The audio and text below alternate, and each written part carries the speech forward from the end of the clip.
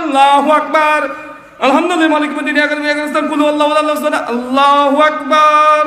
সামি আল্লাহু লিমান হামিদা। আল্লাহু আকবার। আশহাদু আল্লা ইলাহা ইল্লাল্লাহ। আসসালামু আলাইকুম ওয়া রাহমাতুল্লাহ। আসসালামু আলাইকুম ওয়া রাহমাতুল্লাহ। আল্লাহুম্মা আমিন বিহাক্কি লা ইলাহা ইল্লাল্লাহ। আল্লাহু আকবার। ভাই আছে না নাই কথা বলেন? আরে বাস্তব দেখা রে ভাই, আমি নিজের চোখে দেখেছি। আসসালামু আলাইকুম প্রিয় ভিউয়ার্স, দেখলেন আপনারা আমার এই মোবাইল স্ক্রিনের মধ্যে একটা পাগলা বক্তা যেভাবে বক্তব্য করে গেল, ও যেই তারাবি নামাজটাকে নিয়ে ব্যঙ্গ করেছে, এটা স্বাভাবিক মুসলমানদের মধ্যে জ্বালা ধরা দরকার।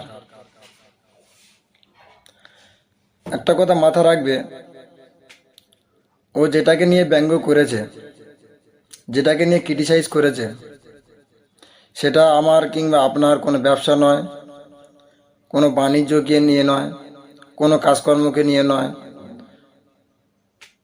এবং মানুষের কোনো চরিত্র নিয়ে নয়। কিন্তু উনি যেটাকে নিয়ে ব্যঙ্গ করেছে সেটা হলো নামাজকে নিয়ে ব্যঙ্গ করেছে। নামাজটা কার? আমরা সবাই জানি নামাজটা হচ্ছে আল্লাহর। এই যে আল্লাহর নামাজকে নিয়ে ব্যঙ্গ করা, এটা কোনো মুসলমানের কাজ হতে পারে কি? আমি গ্যারান্টি সহকারে বলতে পারি, এই যে রাহুল, অনেকে বলে ব্রাদার রাহুল, কিন্তু আমি ওকে বলি তার কাটা রাহুল। তার কাটা রাহুল এ হলো একটা চিটিংবাজ, বদমাস, বাটপার, ধোঁকাবাজ এবং মিথ্যাবাদী। এটাই প্রমাণিত হয়, কারণ আপনি নিজে ভালোভাবে ভেবেচিন্তে দেখবেন, এরম কি কোনো মসজিদের নামাজ হয়? আমি আমার জ্ঞানে আলহামদুলিল্লাহ অনেক মসজিদের নামাজ পড়েছি, তবে এরকম তারাবি নামাজ আমি আজও পর্যন্ত কোথাও পাইনি। আর যদি আপনারা পেয়ে থাকেন অবশ্যই জানাবেন। এই যে বাটপারটা তারাবি নামাজ নিয়ে ব্যঙ্গ করেছে, এদের প্রকাশ্যে বাটপার, এটাই প্রমাণ হয় তারাবি নামাজটা যেভাবে ব্যঙ্গ করেছে। কত বড় সাহস হলে একজন নামাজকে নিয়ে ব্যঙ্গ করতে পারে? পেটে তো কোনো এলম নেই, এটা তো এর আগে বলেছি আমি। আর এই বাটপারকে নিয়ে আমি আরও ধোলাই করব পরবর্তী ভিডিওতে।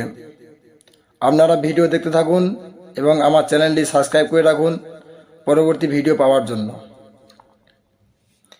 এই বাটপারটি আবার নবীদের সামনে অনেক কটূক্তি কথা বলেছে এবং হাদিসের অনেক ভুল রেফারেন্স দিয়ে চলে যায়, পরে ধরা পড়েছে। সে বিষয় নিয়ে আমি ভিডিও আনবো ইনশাআল্লাহ। আপনারা সাথে থাকুন এবং দেখতে থাকুন।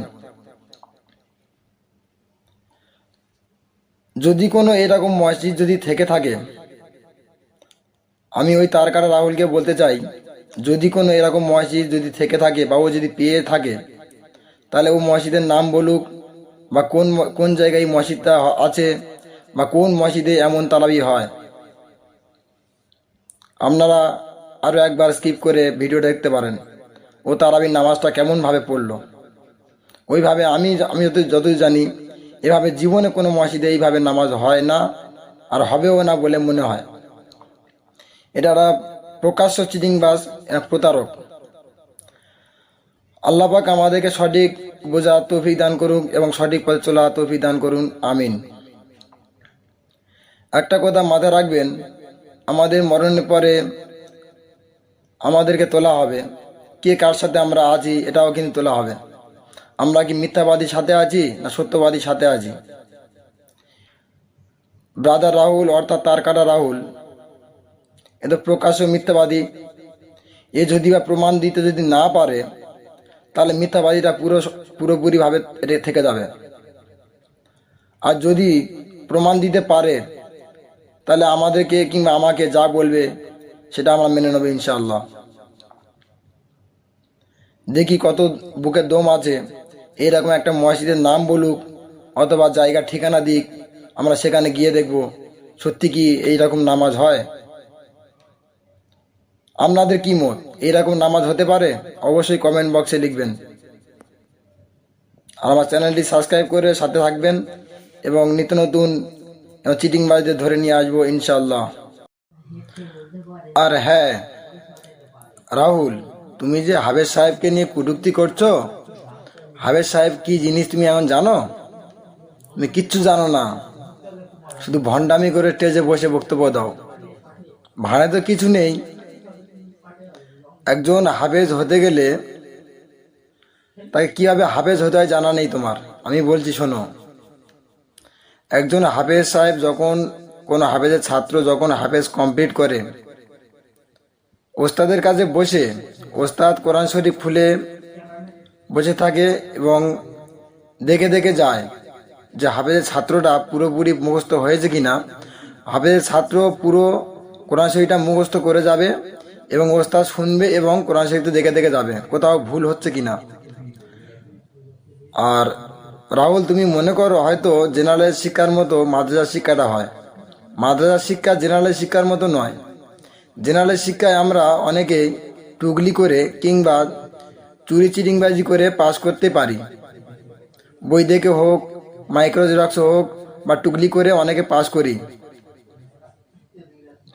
এইভাবে পাস করে আমরা 8 পাস, মাধ্যমিক পাস, বিএ পাস এইভাবে অনেকে করতে পারি। কিন্তু মাদ্রাসার শিক্ষাটা এভাবে হয় না।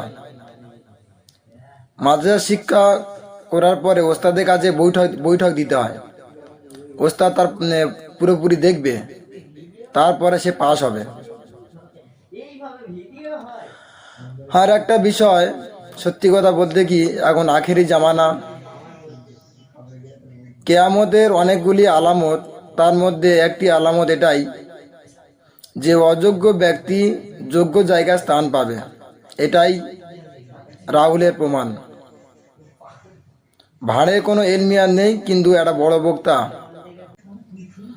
যে অযোগ্য ব্যক্তি কিন্তু যোগ্য জায়গায় স্থান পাচ্ছে, কিভাবে যে পায় আল্লাহ ভালো জানে। আশ্চর্যের বিষয়। তো আমার এই ভিডিওটি যদি বা কারো ভালো লেগে থাকে অবশ্যই চ্যানেলটি সাবস্ক্রাইব করবেন এবং শেয়ার করে সবাইকে জানানোর সুযোগ করে দেবেন। আর একটা কথা বলতে ভুলে গেছিলাম, একজন হাফেজ সাহেবের যোগ্য আর আপনার যোগ্য, অর্থাৎ তোমার যোগ্য ব্রাদার রাহুল, তোমার যোগ্য আর একজন হাফেজ সাহেবের যোগ্য কতটা ফারাক জানো? একটা হাফেজ সাহেবের নখের যোগ্য, পায়ের নখের যোগ্য তুমি হতে পারবে না। এখন বর্তমানে তোমার যা যোগ্যতা আছে, একজন হাফেজ সাহেবের পায়ের নখের যোগ্য তুমি নও। আর তুমি হাফেজ সাহেবকে নিয়ে কটূক্তি করো,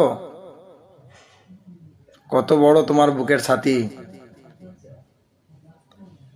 একটা কথা মাথা রাখবে, মরণ কিন্তু তোমার আসবে, আর কাল কিয়ামতে আল্লাহর সামনে কিন্তু তোমার জবাব দিতেই হবে।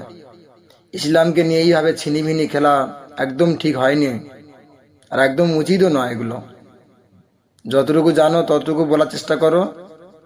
অত্যাধিক উল্টোপাল্টা ফতুয়া, নামাজকে নিয়ে ব্যঙ্গ করা, নবীদেরকে নিয়ে কটূক্তি করা, সাহাবেদেরকে নিয়ে জাহান্নামী বলা, নবীদেরকে জাহান্নামী বলা, নবীর পিতা মাতাদেরকে জাহান্নামী বলা, এগুলো একদম ঠিক না। যতটা আয়াতের মধ্যে আসে, যতটা জানা আছে ততটুকু বলার চেষ্টা করো, সেটাই ভালো হবে।